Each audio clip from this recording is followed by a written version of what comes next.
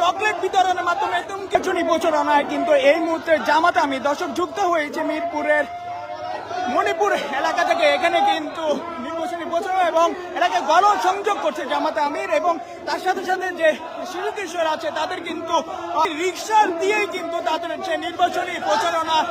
কিভাবে দেখছেন তাদের এই নির্বাচনী প্রচারণা এবং রিক্সায় চড়ে যে নির্বাচনী প্রচারণা এবং হেঁটে হেঁটে নির্বাচনী প্রচারণা চালাচ্ছে এই মুহূর্তে জামাত আমির। আমরা যদি আরেকটু ভালোভাবে দেখানোর চেষ্টা করি। নির্বাচন চাই, এই জিনিস ছাড়া নির্বাচন এদেশের জনগণ মেনে নেবে না।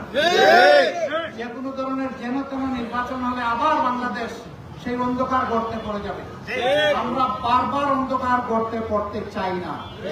আমরা বিশ্বাস করি আল্লাহ রাব্বুল আলামিন সমস্ত সৃষ্টির স্রষ্টা, তার সৃষ্টিকে তিনি ছাড়া এর চেয়ে কেউ ভালোবাসতে পারে না।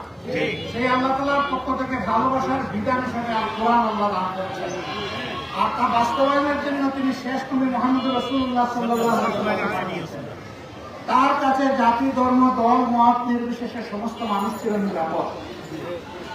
কারণ কোরআন হচ্ছে নিরাপত্তা এবং ইজ্জতের বিধান।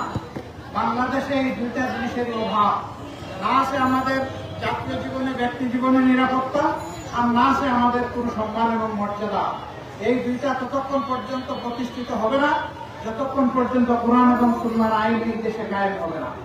এই জন্য আমরা কোরআন সুন্নাহর আইনের ভিত্তিতে দল, ধর্ম, জাতি, বর্ণ নির্বিশেষে আমরা বাংলাদেশকে একটা মানবিক, বৈষম্যমুক্ত, একটি দুর্নীতিমুক্ত এবং দুঃশাসন মুক্ত বাংলাদেশ হিসাবে গড়ে তুলতে চাই।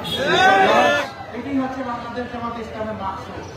এই মাকসুদের সাথে আপনারা যারা একাত্মতা হবেন, আমরা তাদেরকে বুকে ধারণ করে আগামীর বাংলাদেশ গড়ব ইনশাআল্লাহ। এই বাংলাদেশে টেকনাফ থেকে তেঁতুলিয়া, জাফলং থেকে সুন্দরবন মানুষ চলাফেরা করবে, কিন্তু কোন জালিমের হাতে নিজের জীবন, সম্পদ এবং ইজ্জত নষ্ট হওয়ার আশঙ্কা করবে।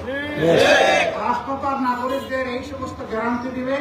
তার পাশাপাশি একজন নাগরিক যাতে সম্মানজনকভাবে সমাজে বসবাস করতে পারে, চাই তিনি ব্যবসায়ী হোক কিংবা চাকরিজীবী হোক, সমাজ তার নিরাপত্তা বিধান করবে। কোন চাঁদাবাজকে এই সমাজে বরদাস্ত করা হবে না, দখলদারি চলবে না, ঘুষ বাণিজ্য চলবে না, বিচার বিক্রি করা চলবে না। সমাজ হবে সুবিচারের উপর প্রতিষ্ঠিত এবং এটি আইনের ভিত্তিতে, কোরআনের ভিত্তিতে হবে ইনশাআল্লাহ।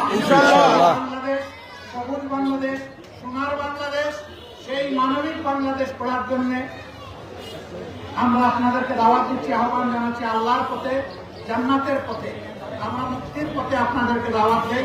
আসুন, কোরআন কোন ব্যক্তির নয়, দলের নয়, কোরআন বুঝা হচ্ছে। এই কোরআনের শাসনের দিকে আমরা ফিরে আসি। সব শাসন দেখা হয়েছে, কে কি করবেন নতুন করে আর বলার প্রয়োজন নাই। তারা ইতিতে করে দেখিয়েছেন। জনগণ যদি মনে করে তাদের শাসন ভালো ছিল, আবার তাদের বুঝ দিবে, আমাদের কোনো আপত্তি নেই। কিন্তু জনগণ যদি মনে করে না, তাদের হাতে আমাদের জীবন, ইজ্জত, আমাদের সম্পদ কোনো কিছুই নিরাপদ ছিল না, বরঞ্চ তারা ছিলেন আত্মকৃত লুটেরা বাহিনী, সকলকে মুক্তির পথে, শান্তির পথে আহ্বান জানিয়ে